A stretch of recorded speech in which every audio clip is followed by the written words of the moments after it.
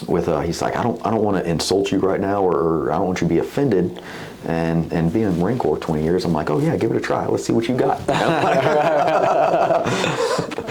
He says, but you know absolutely nothing about banking. And I said, I'm not offended by that statement at all. I said, I do know nothing about banking, like zero. I know how to write a check. I can do that. I can get on my app and check my accounts. I can do that. He goes, yeah, that's totally fine. He said, I can teach you banking. He said, I can teach you our systems. I can teach you, the regulations. He said, what I can't do is pull somebody off the street and teach them 20 years of leadership and management. He said, we're looking for you. We just need to add a little knowledge. Hey, welcome back to this episode of Answer the Call podcast. We're here with Justin Steele, Staff Sergeant, retired. He's here to share with us his experience of his 20 years of service in the Marine Corps and how that not only helped him on a personal level and throughout his life, but also how it's helped him on a professional level on how to attain a different level of success now that he's transitioned out into the civilian community. So, yeah, man, thank you for being here, brother. I love being here. I appreciate you coming in, man, and kind of just, witnessing, right, and sharing your story with us. And, yeah, I'd like to start off with the basics, brother. Where are you from?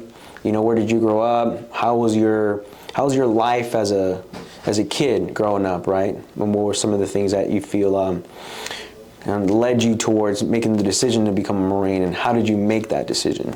Okay. Well, I grew up in North Florida. I was kind of a beach bum.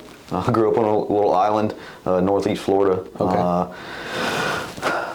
Started doing the family business when I was about 12, 13 years old. Got into doing jewelry repair and design, all high-end jewelry. It's a kind of wild career to start at 12 or 13 years old, but my dad always told me I'm going to start working at a young age because that's what he did, and I could either go the easy route in air conditioning or I was going to get a job outside doing the hard stuff. I said, I'll take the easy route for right now. Yeah. So did that till I was about 23. And then I got bored doing the easy stuff.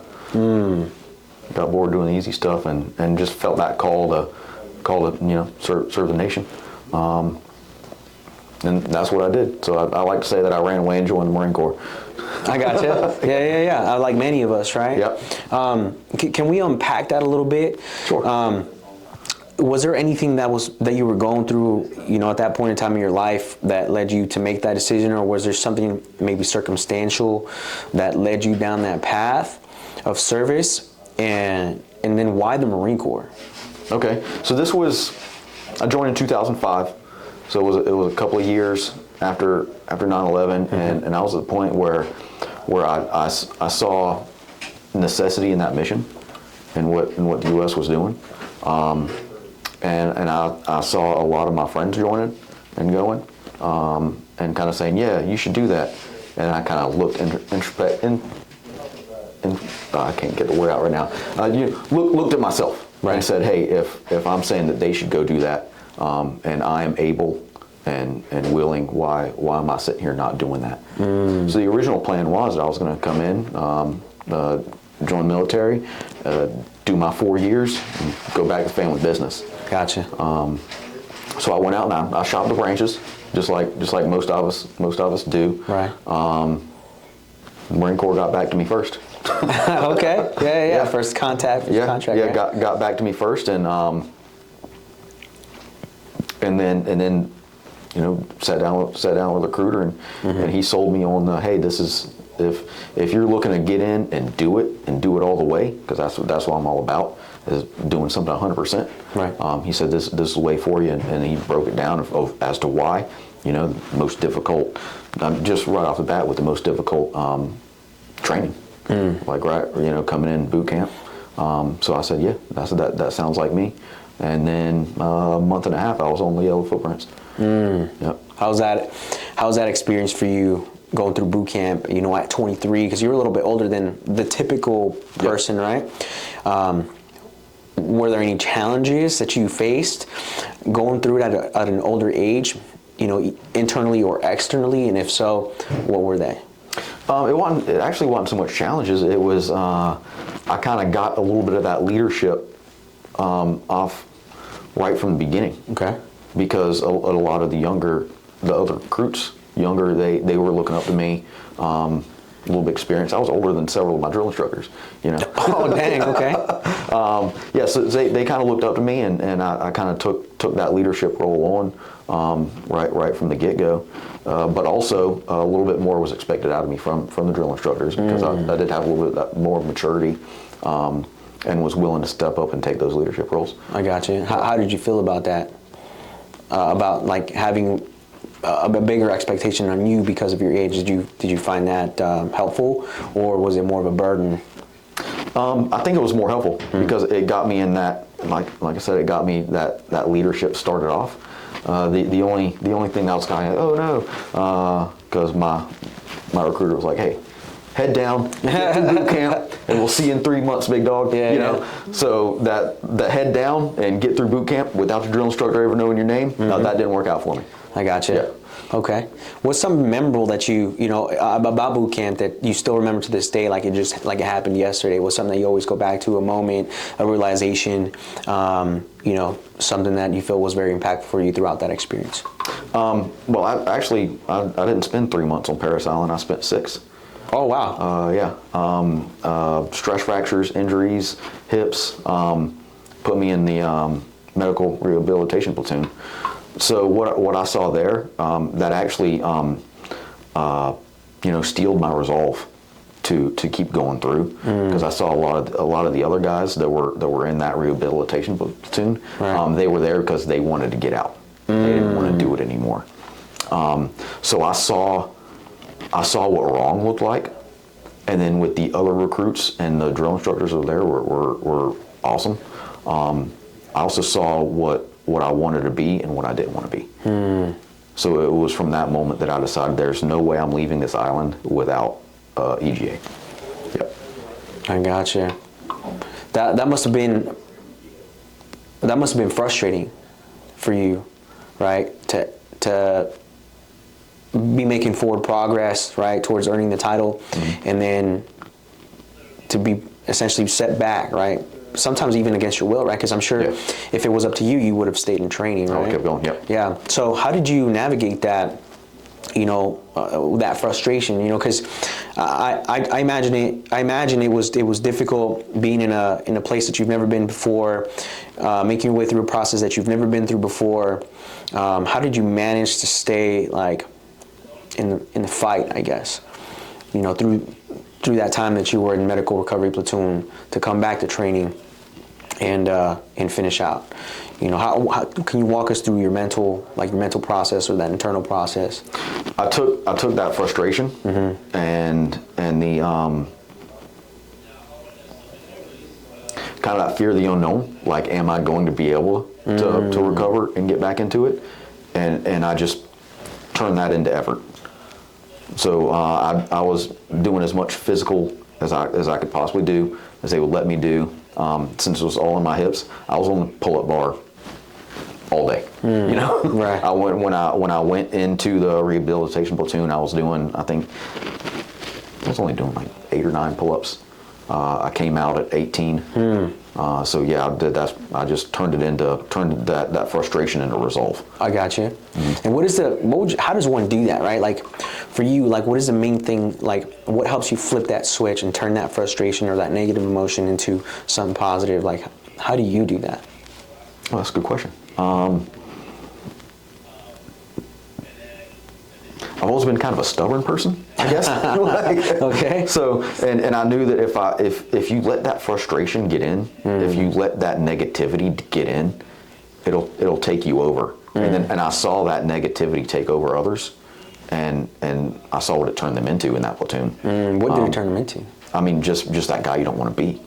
Just downtrodden and just sad, and I don't want to be here, and just all those terrible things people say trying to get out. You know, there were a lot of guys that, you know, made claims on things, and whether they were legitimate claims or not, then they're just trying to get out. And I'm like, that's not what I want to be. And I also knew that if I left in that manner, that's what I would be for the rest of my life. I'll be that guy you come across. Oh, I was going to join the Marine Corps. Right. Like, yeah. And also, if you give in to the easiness, if you do that quit one time, the next time it's easier to quit. Next time it's easier to quit, and that just rolls downhill. And before too long, like, your life ain't going where it should be. Right. Sometimes you just gotta flex up and push through. I gotcha. Yep. Now, so being on the other side of that experience, right, and spending double the time that you're supposed to spend in boot camp, graduating boot camp, and going on and moving forward in your military career, can you tell us maybe, like 1, 2 things, right, key takeaways that you took from that experience that you've utilized throughout the rest of your military career, and maybe that you apply in your life, like, today?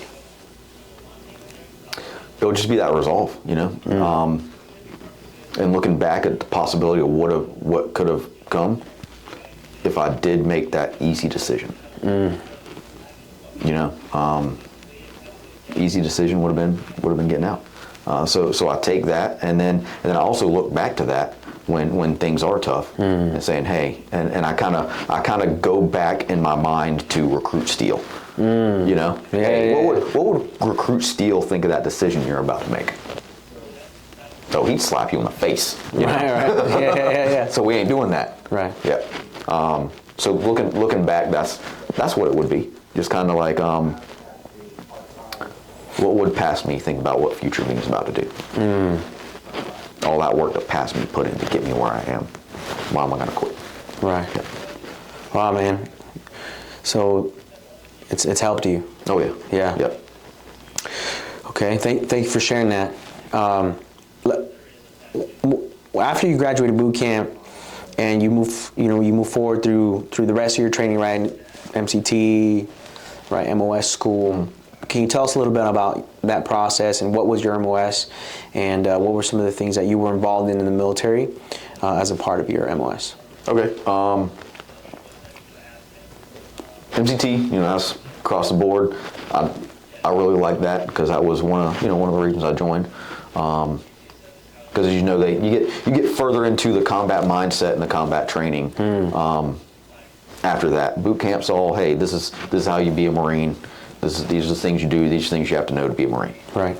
Then you move into that 30-day Marine combat training, and it's this is what you do when things get real. So it was funny and challenging.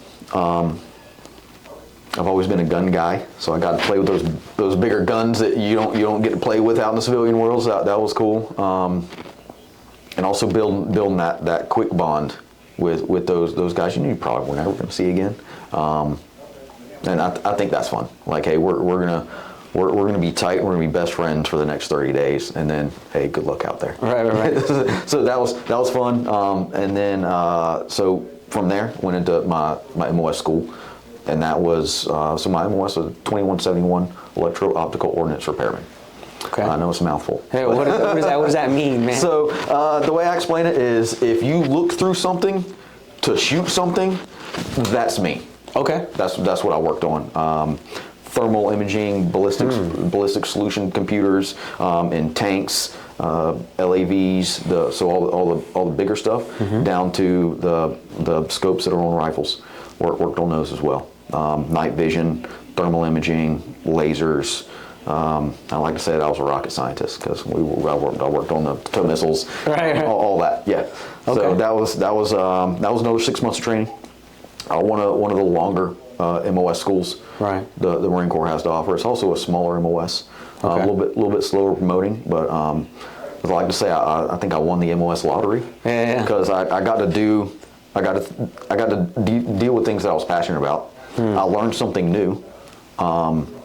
With thermal imaging, night vision, all that. That was super cool. And then I also got to, go out with the Marines, with the operators, and I had that responsibility to make sure their equipment was working right, that would help them accomplish their mission and get them back safe. I got you. Yep. Yeah. Well, what made you decide on doing that MOS? You probably had some options, right? What made you decide on that? That's where I landed. Okay. I came in, one of my friend of mine growing up, he had joined the Marine Corps like a year or two before. Okay. And that's how I ended up talking to the recruiter that I did. He's like, "Hey, you're a referral." Come talk to my recruiter." I said, Okay. "All right, cool." So I went through, did the ASVAB, and so my stipulation for wanting to join was I want to go quick. Like I told the recruiter, I'd go tomorrow if you need me to. Okay. He's like, "Whoa, slow down a second." We got and so that friend that referred me, he was crew chief on frogs. So 46s. 46s. Okay. Yeah. So that was, hey, my buddy, he does this. He says super cool. I want to do that. And my recruiter's like, "Can't do that. No spots for that." I said, "Okay. What about?" I think I said artillery. I was like, "That seems cool." He's like, "No spots for that." I was like, "All right, well, then just put me where you need me." Right. And he was like, "There's this one thing, something with optics or something like that." He said, "You'll probably be in the air wing." I said, "Cool, whatever." And then I ended up not in the air wing, but doing stuff with optics. So it was kind of just where I landed. Yep. Okay. Yeah. Do you feel like that was the right place for you to be? You know what I mean? Like you feel like it worked out the way it needed to? Or did you sometimes wish you were doing something else? For the promotion aspect, like a little bit faster promotion would be all right. But no, I really loved my MOS. I really loved what I did in the Marine Corps. Okay. I could have moved out several times, done something else there. And then a lot of my bosses, I didn't have captains over me like a lot of other Marines do. Right. Most of my OICs, officer in charge, were warrant officers. Oh, wow. And chief warrant officers. And so Steele, you need to do this, put in your package. And I'm like, I like what I'm doing. I like what I'm doing. I said, the promotions will come, and if they don't, I'll still keep doing what I'm doing. I'll be fine. Right. Because the other option was, like I was saying, lat move, do a different job. And I considered it for a little bit and looked at the other jobs and talked to some other buddies doing some other stuff. And I just found the best place for me. It was right where I was, and just keep going. Yeah. Okay. Earlier you shared that you had learned some new things about optics, night vision. What were some of those things that you found that you learned that were new, that became maybe a passion for you, or became something that you utilized, maybe a principle or something like a principle of optics that you utilize in everyday life now? I just kind of took it and put it into a hobby now. So that, and I kind of consider myself an unofficial consultant for a lot of people. A lot of people come to me, "Hey, what gun should I get? Hey, what kind of optics should I get?" And I have all that knowledge to pass that on to them. I've got a lot of friends in the shooting community that I help out, and it's just fun keeping that passion, and also there's not too many people that say, "I know how thermal imaging works." It's complicated.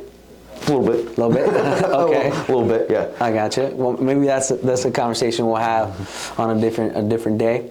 Can you talk to us about, let's run it enlistment by enlistment, right? So first enlistment, like key takeaways, lessons, was it good, was it bad?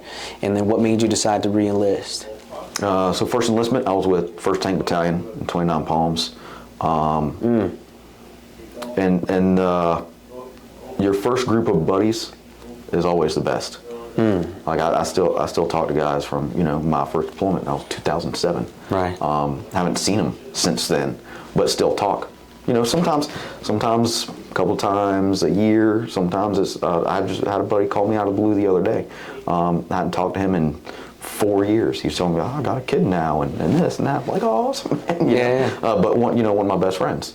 Still talk to him, even though I hadn't seen him in decades. Right.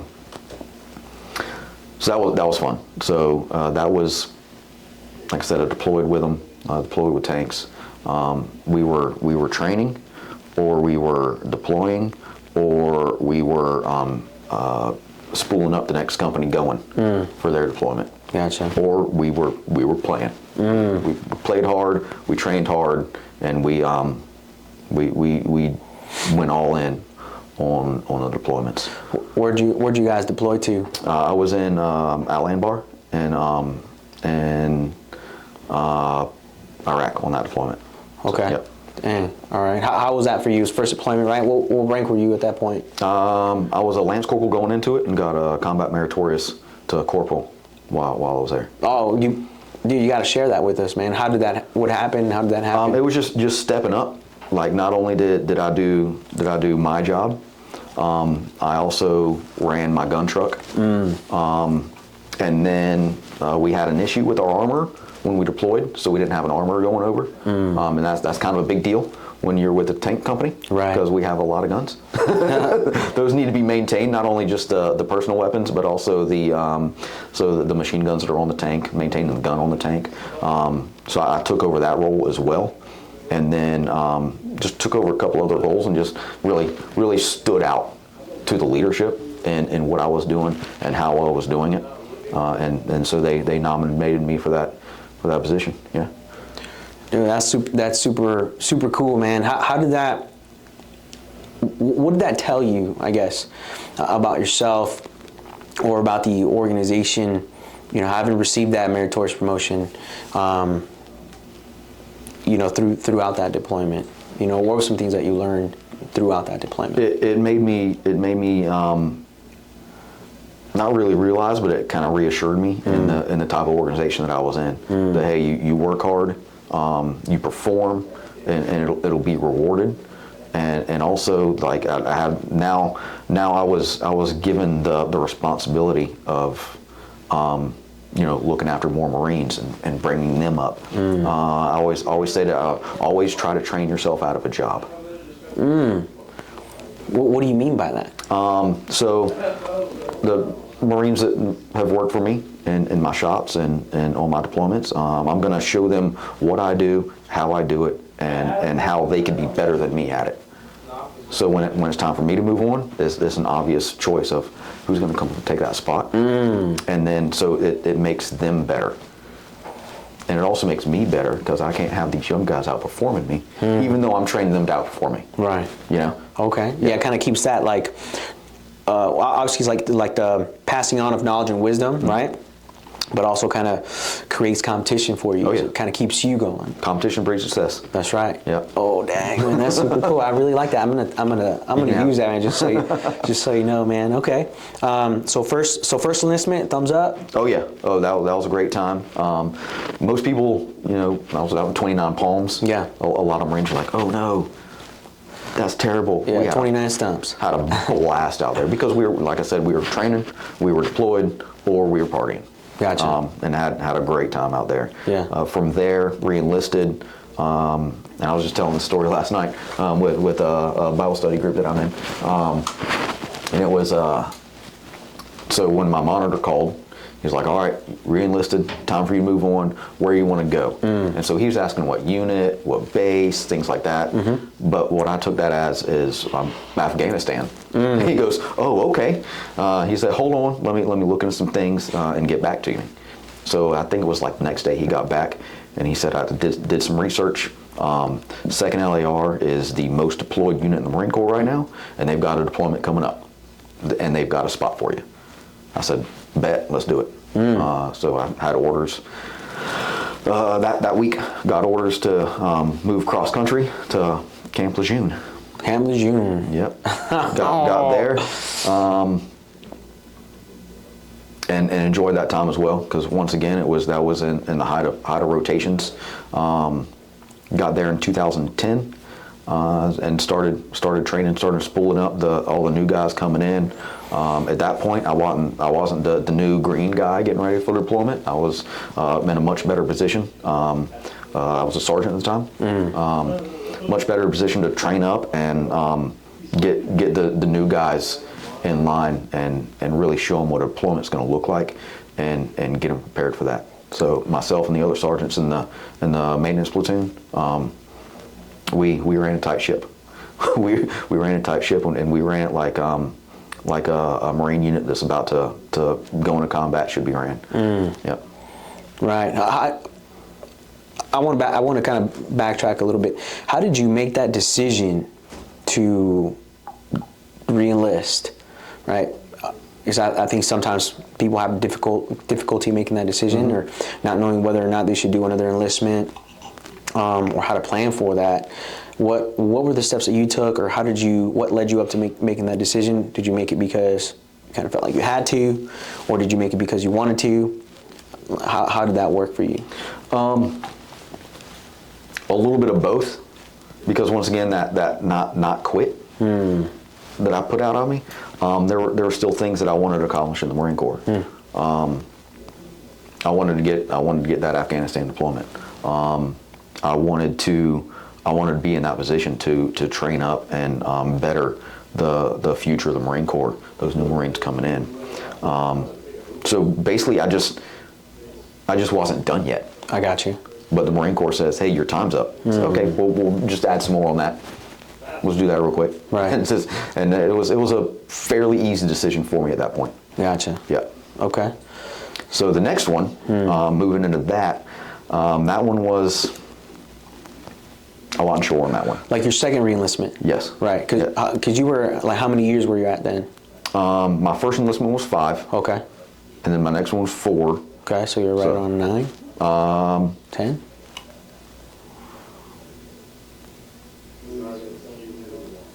When it came time for the actual re-enlistment, because also there were some extensions in there, some weird things, and with that initial 5-year contract, it'll throw things off years down the road, right? Which is kind of wild, but so that that would have been 2012, so it's 7 years. Okay. 7 years was time to make that decision.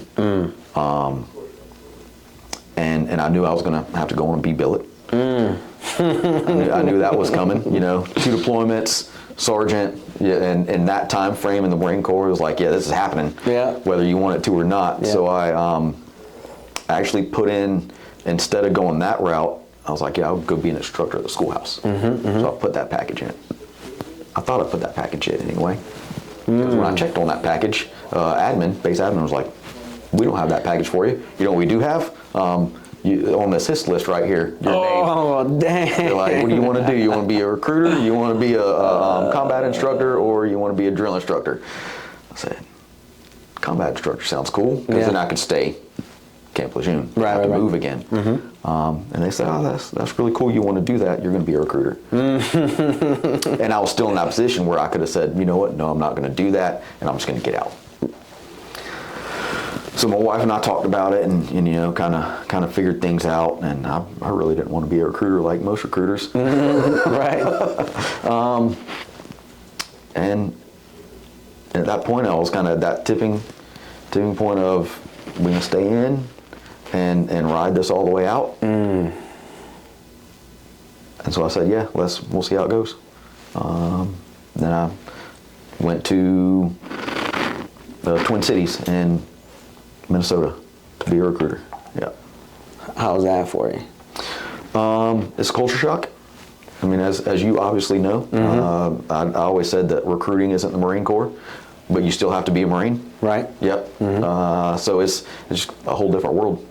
Instead of being able to make things happen with direction and that good order and discipline that I'm used to from my Marines, now I'm trying to herd civilians. What were some of the difficulties that you had, like making that transition onto the duty, right? And what did you do to minimize the friction? Kind of turn off that combat mindset. And how do you?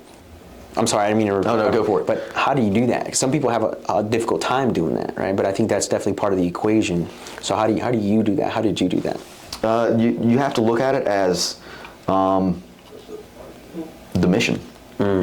Like that's not the mission anymore. But I still didn't completely turn that off, because I had to demonstrate what's going to be expected out of those poolees and applicants coming in. Hey, this is, you still have to, like I said, you still have to be a Marine, even though it's kind of outside the Marine Corps, right? And be that example, and keep that mentality, because I didn't want anybody to join with false pretenses. Right. What my big thing was going into recruiting was, I'm not going to have any Marine out there in the Marine Corps say my recruiter this or my recruiter that. Like I made sure that everybody knew what they were getting into. Nobody was gonna question my integrity on how I was doing that job. I gotcha. So I would sit them down and explain to them, hey, you want to do this? You want to do this MOS, or even just being in the Marine Corps? I said your first year is going to be a challenge, and you're gonna second guess your decision. I said, but you're going to make awesome friends, and you're going to learn a lot. But you might cuss me a couple of times in that first 1 or 2 years. Yeah. But they had to see genuineness in that. Right. What time frame was that? You said it was 2012 to 2015. Okay, yep. 3 years. So you were married. Were you married throughout your whole time in the Marine Corps, like from day one? I got married in 2009, so 4 years after. Yep. 4 years after? Okay. So when on recruiting duty, can you tell, there's a lot of, I mean, obviously this duty has been, for me, recruiting duty has been like one of the most challenging things I've ever done in my life, right? Pertaining to my career, but it's also taught me a lot of things, right? Can you share with us some things that you've learned on recruiting duty, perhaps in the area of leadership, right, or self-development, and then how did you make that transition back into the Fleet Marine Force? I will 100% agree with you on that. Was one of the most challenging things I did in the Marine Corps. And what it did is it just taught me that interpersonal relationship. It taught me different ways to lead, because you have to adapt to that, because you're not leading Marines anymore that are trained to be led. Now I'm having to kind of instill in some of those young men and women, like, this is what it's like to be led by someone who knows how to do it. Kind of a lot of them, obviously, a lot of them come in lost, no direction, and so that's kind of the challenge is how do you present a direction to someone who's never been presented a direction. And that genuineness that you have to convey, because a lot of them, they hear horror stories about recruiters, and recruiters lie and they just want to get you in and then they'll be done with you, so forth and so on. So the importance of being genuine, like I've always been genuine. I've always said, if you want to question my integrity, we can have a real conversation about that outside. Because I've always been upfront, honest about everything, and I'm not going to lie to anybody for any reason. It's just not worth it. So that would be it. It definitely honed my leadership, and also it did a lot of personal responsibility. Because that was the first time that I was writing my own schedule. I was solely responsible for that piece of the mission, without relying on the guy next to me to, hey, if I stumble a little bit, I need this guy to pick it up. No, that's you accomplish your mission, which is the same across the Marine Corps, but it's definitely more individualized on recruiting duty. Right. Yeah, I agree. And then so I was promoted to staff sergeant on recruiting duty. So going back to the fleet was kind of weird. Going back as a staff sergeant after being a staff sergeant for a while. And it's just the funny little things. I went to Hawaii after. Oh, wow. Yeah. Somebody had to do that duty station. Yeah. And, like, nobody wanted it. I said, I'll do God it. forbid. So even just like that weird kind of just different vibe of driving through the gate for the first time, and the gate guard. Good morning, Staff Sergeant. Like you don't get that greeting and all that. Coming through as a Lance Corporal or Corporal is like, oh, what's up, bro? Yeah. So and like learning how to be a Staff Sergeant after I was already a Staff Sergeant for a year. Just in a way different setting. That was interesting. Because like now I'm standing in the back of the formation, so I'm not in it anymore. Right. So I'm like, am I supposed to be back here?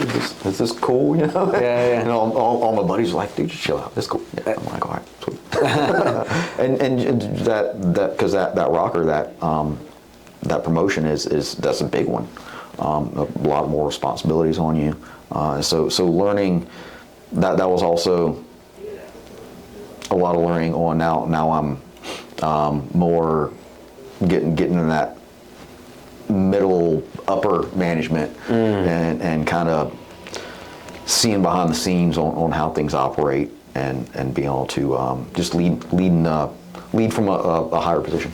Yeah. I gotcha. Yeah. What were some of the things that you took with you from recruiting duty that you translated onto the fleet that made you a better leader?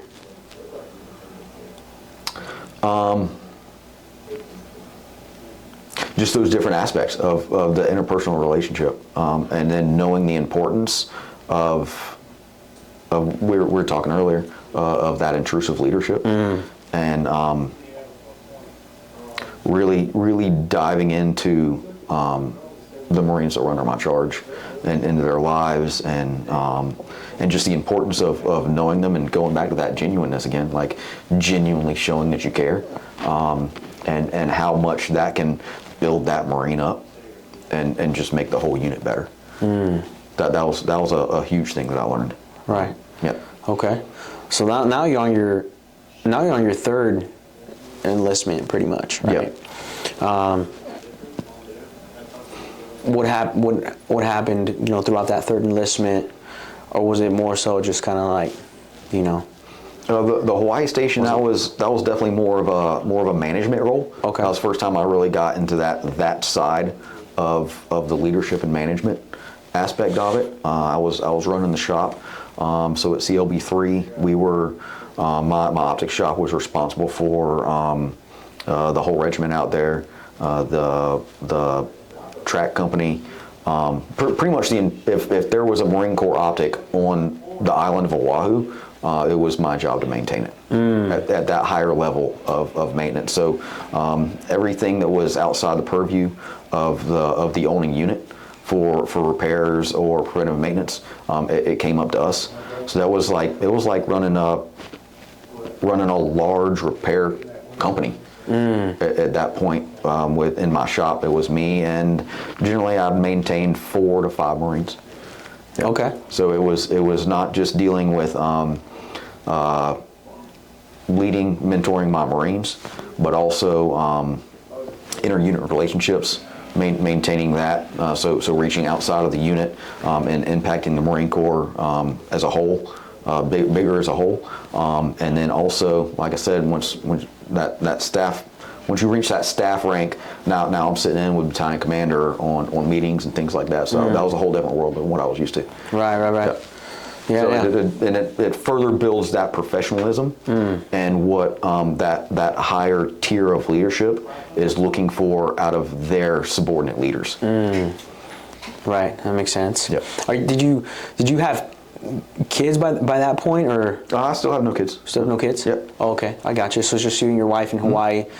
How was the island for you guys? And what, like, I mean, you don't really get a chance. Most people vacation there. Yeah. Right. You got to live there for 3 years. Oh, it was great. Yeah. Yeah. So what were some of the things that you guys enjoyed on the island? Or some of the things that you enjoyed about that part of your life, living there in Hawaii, and just. That was one of the first roles that I had in the Marine Corps. That was basically a 9 to 5. There wasn't much weekend time. and that was a completely new thing for me in the Marine Corps. I'd been in for many years, and at that point I was like, wow, this is totally new. Like I have weekends off. We're not at work all night long trying to get the tank up. Right. Or I'm not out prospecting for my next applicant at 11 o'clock at night at the Walmarts. Right. Yeah. My wife and I, we really enjoyed each other out there. And another thing, I didn't live on base. I lived off base. Okay. In a little community, Makani Kai. So it was a gated community with a marina, one of 4 marinas in Kaneohe Bay. There was a yacht club, and most of my neighbors were older retired fellows with sailing yachts. Oh, so hey. I learned how to sail. My wife was the commodore of the yacht club. And we did sailboat races every other weekend. I had a blast in Hawaii. And with that 9 to 5 kind of mindset and being able to take leave days, I would strategically use those with the long weekends.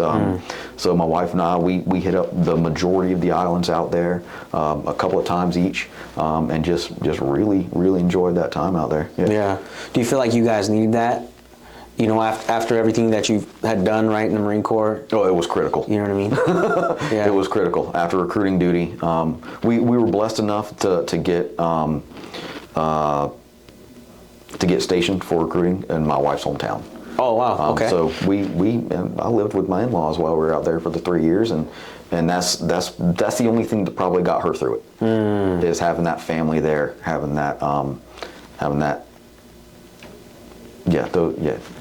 having family, because she didn't see very much of me. Yeah, that was in a time where recruiting was a little difficult, and in that area it was known nationally for being difficult. We did not see very much of each other, especially like in the winter months, with the sun rising late and setting early. There was a lot of times like I'd go sometimes 2-3 weeks without seeing the sun at my house. That's crazy. I'll leave before the sunrise and be home after the sunset. Right. Every day. Yeah. Because that was definitely challenging. And as you know, there's a lot of guys that they look at. Did you leave recruiting the same rank or more than when you came in? And did you leave recruiting with the same wife you went into it with? That you had a successful tour. Right. That's true. So yeah. Yeah. They have what do they say? Rank, ribbon, ring. Yeah. Right. Yeah. So so it's Hawaii. What happened after Hawaii? Because Hawaii, that's your third. That's basically you're on your third enlistment there. Fourth duty station. Fourth duty station. Yep. Fourth duty station. Third enlistment.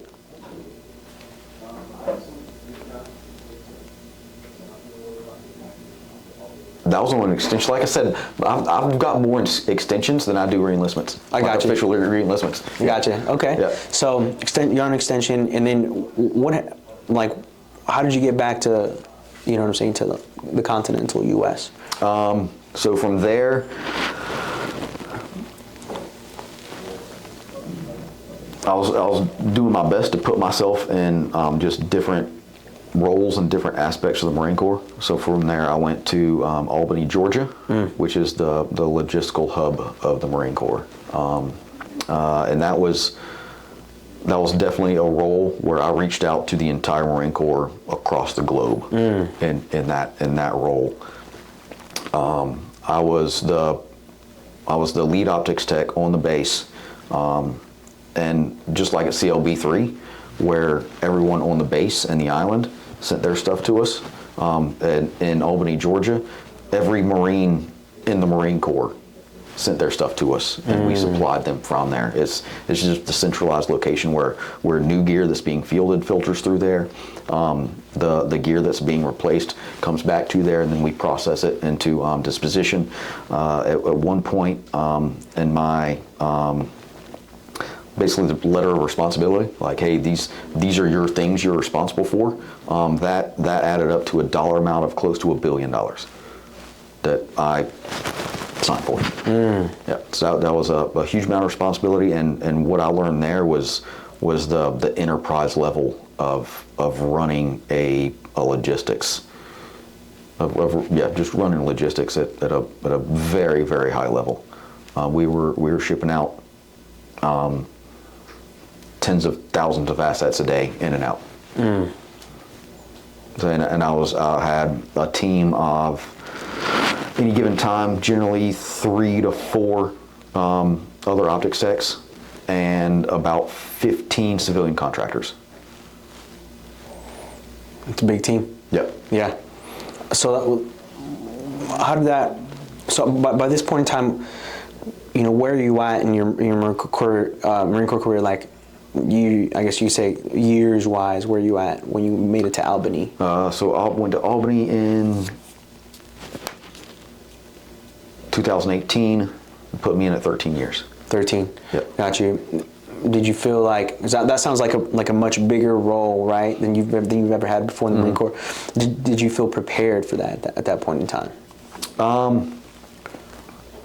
The way I've looked at all these new roles, and I started going into recruiting because everybody's anxious, everybody's kind of nervous about going into that role that I found anyway. Is the way I look at it is thousands of Marines have done this before me. And I might not be better than all of them, but all of them are not better than me. So basically, if all these other men and women, all these other Marines have done it before, I can do it. I gotcha. You just have to apply yourself and have that quit outside of your body. And so that's what it was. It was a huge role. It was a huge change. But it was, looking at it just like that. Hey, other Marines have accomplished this before, so I can definitely accomplish it as well. I gotcha. Yeah, it sounds like you're pretty confident, right, in your abilities at that point. It sounds like throughout your entire career. Where do you think you found that? You know what I mean? Like, can you remember, even going back before your Marine Corps career, is there a time where you fell upon that, like, well, if anyone could do it, I can do it too? Or was that something that your parents instilled in you? How did you come upon that level of self-confidence? It was definitely just that work ethic. Like I said, my dad said, you're going to have a job. You're 12, 13 years old, it's time for you to get a job. And just that work ethic that was built there. The work ethic, the integrity. That would be it. Right. So that was just instilled from a young age, and I grew up watching my dad work hard because he was a sole proprietor of a business that he started an apprenticeship in Valdosta, Georgia, where I was born, and learned the trade, learned how to do it, and then risked it all and packed up and moved the family down to Florida where we didn't know anybody. He didn't know anybody, and just started up a business. And that takes a lot of hard work and a lot of hard dedication. So I saw in my mind that's what success looked like was hard work, dedication, and seeing it through to success. Yeah. So something you learned through your father. Okay, I gotcha. So fast forwarding a little bit, how did you end up with the reserves unit? So towards the end of Albany, actually the guy that replaced me in Albany, I replaced him in Utah. We swapped seats. I got you. Yeah. And at that point, I knew I was ready to retire. I knew it was going to be my last tour. Gotcha. So I was just ready to just pass on the knowledge and the skills that I had, and just kind of let that younger generation step up and take over. And the role here was perfect for that. Well, it wasn't here. They moved the unit from Utah, so that's where I started. Moved from Albany, Georgia to Utah, and I was there for about a year and a half when we started moving the unit up here to Idaho. Right. So that was another big change, because it's kind of outside the Marine Corps again. Right. You're away from a big established base, and it's a very small team. We had average of about 14 Marines and a corpsman. and we're running the whole show. So it's a lot of collateral duties, a lot of extra duties. I did very little of my actual MOS on I&I duty. I gotcha. And then the collateral duties that I had were I really took a hold of them and really got a passion in for them. Like the major one that I did that I took over was the funeral honors. Oh, okay. So in that role was rendering honors to our brothers and sisters from all generations. A lot of the times it was much older Marines that had passed, and hey, the guy who folds the flag and presents it to the next of kin. I did that here in Idaho. I did that 100 times exactly. 100 times. Yep, 100 times. Wow. Yeah. And it's just such an honor to do that. Such an honor. That was, and that I really took a hold of that role and had a passion for it. Yeah. And every time I did it, I tried to throw some type of flair, something in it to, because you can be very robotic about it and kind of get jaded and numbed to it after a while. I saw other Marines do that, and those families can see that. You're just another person getting a flag and salute and see you later. I always tried to, once again, that genuineness, that showing that I actually care, that I'm doing this. And actually, one of the ways that I did that was this was before I was on I&I duty. The first flag that I presented was to my mother-in-law. Yeah, my father-in-law was a Tet Offensive Marine in Vietnam. Bad dude. Yep. So that was the first time I handed a flag. Sorry, I get emotional whenever I talk about it. So one thing I did was every time I handed a flag, I saw my mother-in-law. Yep. Yeah. That's a pretty. I feel like that's a pretty significant moment, right, for the person receiving that flag. Oh yeah. But also, I mean, I could see that it was probably painful for you to do that, right? You have to turn it off. Yeah. In that moment, you have to turn it off.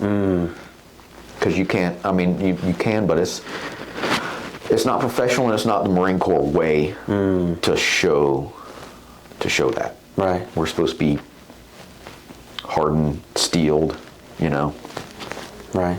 Yep. 100 times, huh? Yeah. I know you said you're picturing your mother-in-law every time you're handing the flag over, but what's going through your mind during that moment, man? Like I said, you kind of turn it off. Okay. I would kind of turn it off and just make sure that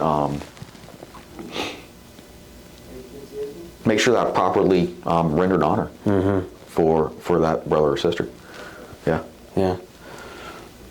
'Cause you probably want someone to do the same thing for you and your family. Right? Oh yeah, yeah. So that's pretty cool, man. I've never been a part of a funeral detail myself, but I still know the guys. If you want to get in on, I'll let you. Let's go, man. Let's go. I mean, that's you know what I mean. We're out here to serve, so Yep.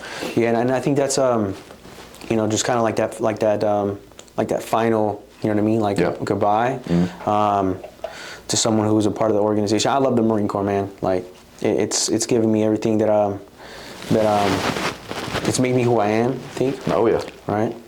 It's been a big part of my life, and I'm gonna die a Marine, so I want that. I think I'd want that level of, of care. Oh yeah. In the delivery of that procession, right? Ceremonial procession for my family, right? So one of the things that I learned about the reserves unit here that I thought was pretty unique was that, first of all, I knew there was a reserves unit here in Boise before, so I enlisted out of here actually. Okay. Yeah. And then it went away, right? Yeah, there was a tank company. Yeah, tank company. And then when the Marine Corps got rid of tanks, that's a whole nother sore subject for me and a lot of my very good friends. Right. Yeah, so those Marines that were here when tanks went away, they kind of held that foothold, because once you moved out, if we were to have moved out of that, we'd have never been ever get back in there with the crazy inter-service leasing and rental agreements, if you will. Okay. So they held that position, and there were 2 units in Utah, an infantry company and the light armored reconnaissance company. Okay. The training area up here is more adapted to the way Charlie Company trains and the facilities they need. So the Marine Corps made a decision to move us up. I got you. So we maintain that foothold in Idaho, and on top of that, it was Idahoans they want Marines, just like everywhere else. They like Marines around where we do awesome things in the community, and one of the big things is Toys for Tots. That's another thing I got really passionate about. Right. So the company that's up here now, great group of guys, and there's a lot of opportunity there. Yes, so, and that's what I was getting to, right? Because I know you guys, they moved the unit from Utah, Salt Lake City, right, up here to Idaho, and a lot of those guys they reside in Utah, but they follow the unit, right? Yep. And so I find that to be pretty special, because they probably gave them an opportunity to get out, right? Get out, or if there was a space available for them in that infantry company that was down there, they went over there. Okay. Or they also said, hey, you can go to wherever, you'll just have to travel. So a lot of them, not a lot of them, a much larger percentage of the company stayed together, because it is a really, really tight-knit group of guys that are in this company. Right. So it was shortly after I retired. I keep in touch with the first sergeant out there. He contacted me. He's like, "Hey, we just got voted best company in the division. So out of the entire 4th Marine Division, which is basically all combat arms in the reserves, this was the best company in the Marine Corps." That's insane. A lot of them, like I said, a lot of them stayed together, and not because there wasn't another spot for them to go, it's because they wanted to stay together. And also, they were the first, one of the first companies in, I think, over a decade to do a deployment rotation. They just went to Japan, got back about a little under a year ago now. Right. Yeah. What makes that unit so special? In your opinion, or in your experience? A lot of them have been there for a while, and just that camaraderie that's built there. And another thing that I've talking with other Marines that have been on the same duty in other places. I've met several of them going to the different schools and courses to get the collateral duties that are required here. It's the cohesion between the active duty Marines and the reserve Marines. We both know we're there for the same mission, and helping each other out, because it takes give and take from both sides to make that work, and they're all passionate about that mission, and it's an awesome mission that they've got, that light armor reconnaissance mission, because there's all aspects of combat, reconnaissance, logistics, everything along those lines. Yeah. Yeah. Did you enjoyed your time there? Oh yeah. That unit. For sure. Yeah. Would you recommend that that experience at the reserves unit for because it's here local, right? And I feel like a lot of people don't know about the unit here, or they're maybe unfamiliar with what it entails, right? Being a reserves Marine, serving here locally. Could you maybe share a few things about that you feel would be important for people who are interested to know, that would maybe help them get a better understanding of, what the reserves mission is here, and then how it could help them both on the Marine Corps side and on the civilian side? Yeah. The wide array of available MOSs here is what I've noticed. Like a lot of the young men and women are looking for. Also looking back to when I was on recruiting duty, there's spots for everything from regular infantry to the vehicle crewmen. So the vehicles we have are the LAVs, the light armored vehicles, 8 wheels. There's several different variants. We got the 25 millimeter chain gun, the anti-tank variant, which has 2 tow missiles equipped. There's the mortar variant. The top opens up and they launch mortars out of it. Oh, dang. Those are the 3 combat related ones, like direct combat. And then there's the C squared, which is the command and control variant, which has a lot of very high tech communications equipment. And you got your logistics variant, which is basically just the hole, and it's just for moving stuff around. Right. And then you got your recovery. That's like the tow truck, if you will, Gotcha. variant. So you can get into mechanics, you can get into infantry stuff, tactical training, and then obviously we've also got the administrative side of it. We've got administrators there, logistics guys. There's a couple of spots for reserve armorers. So if that's something you'd be interested to get into, you can do this. This is a pretty wide open selection of possible things you can get into there, and then there's also always a possibility for a lat move once you've gotten there and established yourself. If you see something that, hey, I notice there's a spot open on that vehicle, and I'm the supply guy. I'll just go and do what we call a lat move. Go to that school, and now you're pulling the gun on a 25 millimeter chain gun and an LAV. Oh, okay. So yeah. you had the ability to change your MOS too while you're in the reserves. Oh yeah, yep. Oh damn! I see. I didn't know how that. I don't know that was a possibility. It is a possibility. It's not a guaranteed thing. Gotcha. But it's certainly a possibility. Definitely out there. Yep. Okay. I gotcha. And I'm curious about this, right? Because I've met a couple of the guys at the reserve station. Everyone kind of does they have different things. Obviously, they have a civilian career.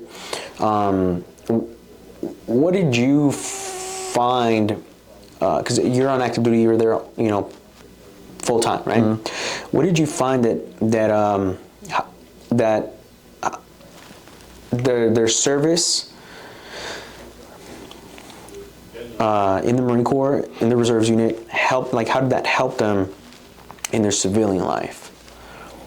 What would you say is like I guess you could say, like the common, right, like denominator between all those guys in the reserves unit and being Marines, and how that helped them, from your observation, right, how that helped them in their civilian life? It's what employees are looking for. That discipline, the leadership, reliability, all that you learn coming up in the Marine Corps, that our employees are looking for. We had employers come through there all the time. Hey, you got any guys looking for a job? Really? I'm looking to hire people. Oh yeah. So there be people showing up to the base? Yeah. They'd come in and just also out in the community, people who know what I did, and say, hey, well, I'm looking for people. Do you have any people here that are looking for jobs?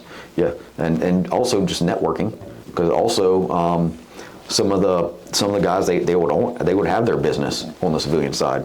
They weren't looking for employment. They were the employers. It's like, hey, I know, Lance Corporal Smith. Hey, you're looking for a job, man. I'm looking to hire somebody. So that's another place where that cohesiveness of this unit came in, because a lot of them work together in the civilian world, and then also while they're on their drill weekends and doing their AT and deployments and all that. I got you. So it kind of like all fed into itself in a sense. Yep. That's pretty cool, man. Yeah. That's pretty cool. I always wondered, like how that would work. For me as an individual, right? Like if I was in the reserves, like how'd that work? Like, or how would I make it work?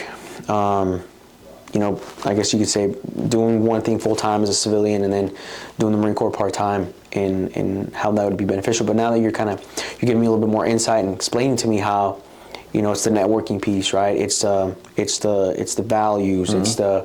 it's the character, right? That translates into the civilian community, and it almost seems like coming to drill every weekend might be somewhat like almost like a reset button in a sense, right? Mm-hmm.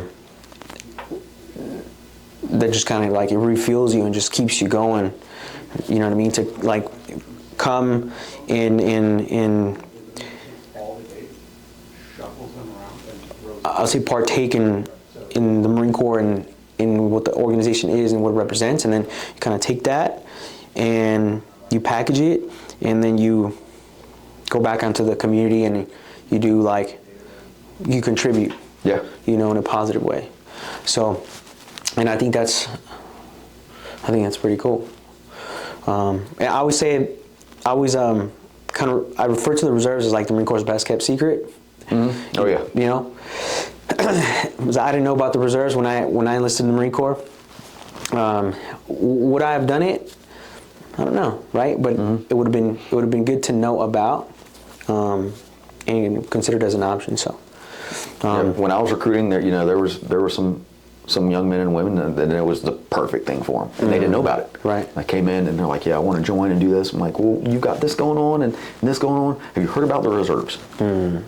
And it just opened up their mind, and they went out and were very successful with using that discipline, leadership, dedication piece, and then transferring that over onto the civilian side, and you can do it at the same time. And actually, you were telling me before this how when it came time for you to look for the next thing, right? For you to do after retirement, you were telling me about how your Marine Corps experience, right, led you to the position that you hold now at Bank of America. And so, can you share some of that process and give us some insight into how that happened, and what were some things that you saw, as you were kind of going through the job hunt, getting ready for that transition? How did the Marine Corps play a part into achieving the role that you have now at Bank of America? All right, yeah. During the job hunt, I was putting applications out there. I was trying to stay within the community, if you will, the service community, law enforcement, anything along those lines. The tactical shooting community. So I was putting a lot of optics put in with some optics companies, and then this posting came up for the Bank of America job, and I didn't even understand what the role was. And I said, okay, I'll send in an application, see what happens. This will be good interview practice. That's what I was looking at it as. You weren't expecting to get the position? No. Why? Because it was so far outside of what I thought my perceived knowledge base would be. Because it wasn't like in the service or in in the service community, right? Electronics, maintenance, logistics, law enforcement, shooting, tactical stuff. It was none of those things. Yeah. Okay, gotcha. So then you applied for the position, right? Mm-hmm. And what happened after that? Well, one of the 4 interviews that I had, the gentleman that was doing the interviewing, he prefaced it with his question with he's like, I don't want to insult you right now, or I don't want you to be offended, and being in the Marine Corps 20 years, I'm like, oh yeah, give it a try, let's see what you got. He says, but you know absolutely nothing about banking. And I said, I'm not offended by that statement at all. I said, I do know nothing about banking, like zero. I know how to write a check. I can do that. I can get on my app and check my accounts. I can do that. He goes, yeah, that's totally fine. He said, I can teach you banking. He said, I can teach you our systems. I can teach you, the regulations. He said, what I can't do is pull somebody off the street and teach them 20 years of leadership and management. He said, we're looking for you. We just need to add a little knowledge. Yep. Dang, okay. So what did that tell you in that moment, right? After 20 years of service, after everything you've been through in your career, personal, professional challenges, right? What did that tell you in that moment where they were like, hey, we're looking for you, man? Like, what did that tell you? I wouldn't want to say that, like, oh, it made it all worth it, because even without that, like, it would have been all worth it. Just talk about my Marine Corps career. If I wasn't passionate about being a Marine and loving the service that I did and still being, like, really into the Marine Corps community and just that way of life, I wouldn't be sitting here talking to you about it. Right. It did just kind of tell me that I think the decisions that I made going through life were the right ones, and the Lord that I believe in and love has led me in those decisions and put me right here for a reason. Yeah. Good. So man, and that's a big aspect to it, right? And I don't want to miss that I think that faith aspect is big. Because you were telling me that's a big part of your life, and I think based off of the conversation that we're having, that you believe that he kind of this is how he laid it out for it to happen for you. Can you tell us why? Or what do you think his mission is for you now? Transitioning from the Marine Corps into banking, like, why do you think he led you there? And why do you think he would have taken 20 years of preparation to get you to that point? I guess I'd like to know, from your perspective and your experience, why do you think this is the path for you? Well, I'm hoping that'll be revealed to me as well. Yeah. Okay. And I don't see it as the aspect of like, I'm supposed to be in banking or in bank management. It's that I'm supposed to be here in this place in this season for some reason, whether it is to just affect or lead, guide someone or someone's in a certain way. It's just I just have to be willing to accept and just keep going with what I know in my heart is where I should be going. And this, it's a lot. It's not just the job either. It's this community as well. I really love the people here. I'm involved in a lot of community service here, a lot of volunteering. I've taken roles within my church, and just the people here, and I think it's fun now because I recognize people out, and I haven't done that in the past many years, just kind of recognizing people out in the community. Right. And I'm like, ooh, do I recognize them from the Marine Corps or from church or from this aspect or from this? Right. And so it's nice feeling like I'm part of the community.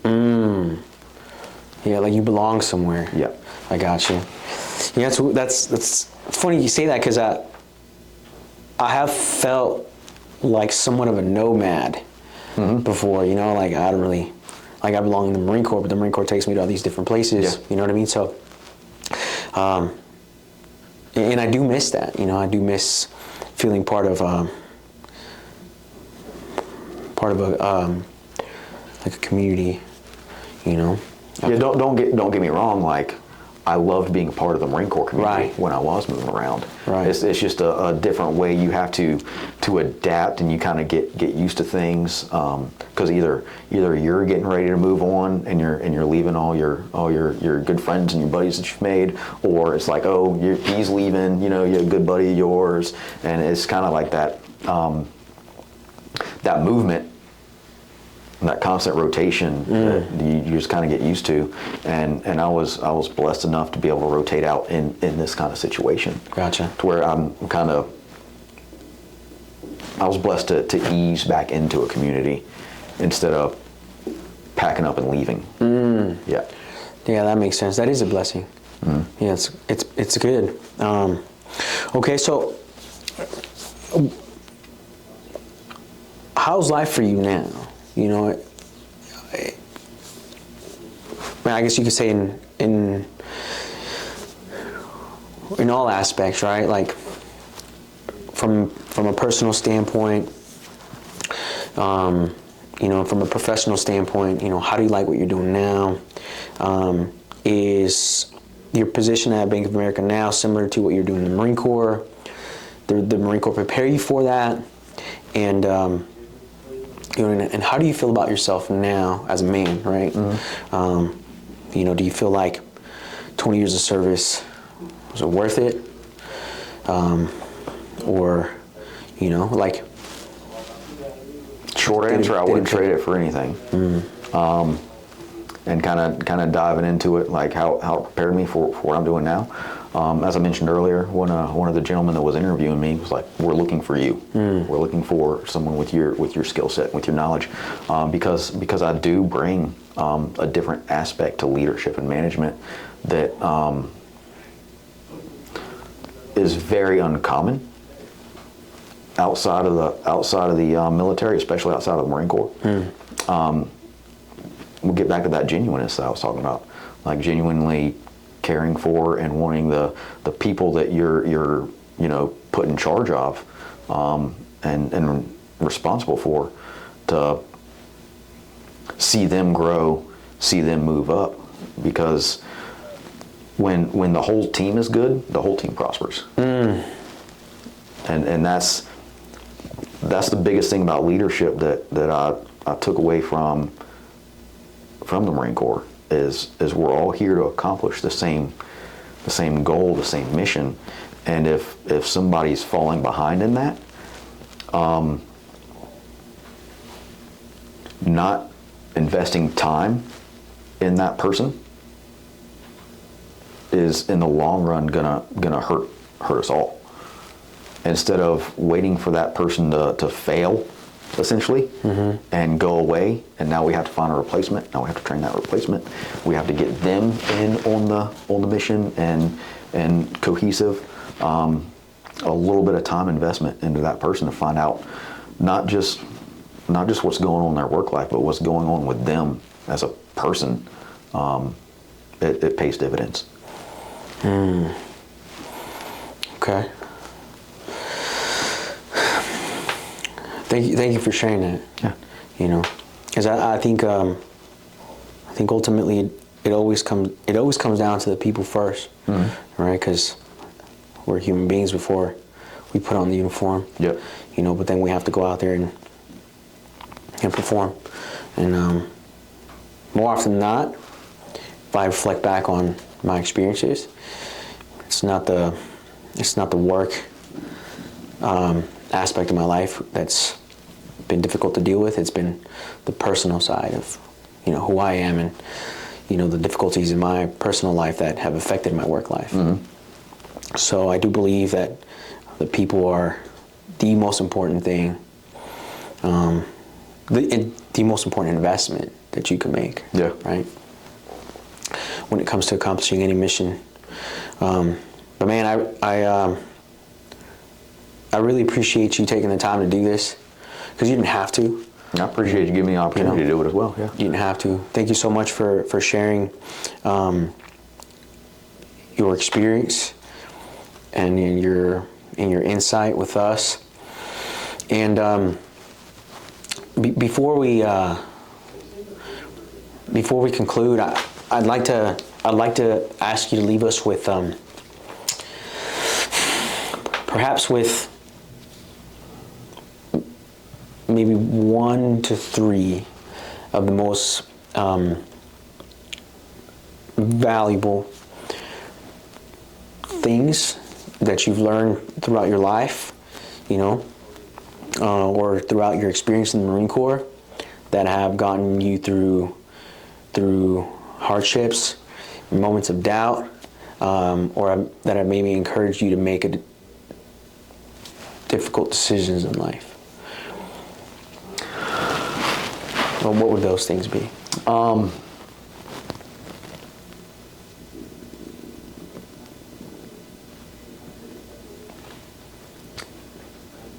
Learning to handle stressful situations and kind of backing up and looking at them from a different perspective on the severity of what's going on.